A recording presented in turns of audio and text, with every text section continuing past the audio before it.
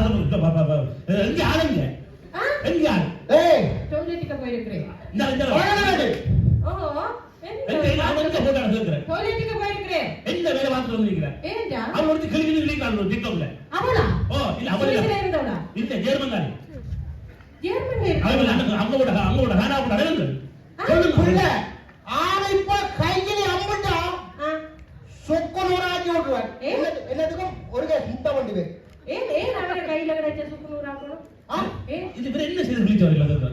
ஏன்டா அவள் என்ன சொல்லிருக்கு தெரியுமா? இந்த பாரு இந்த புள்ள பாரு.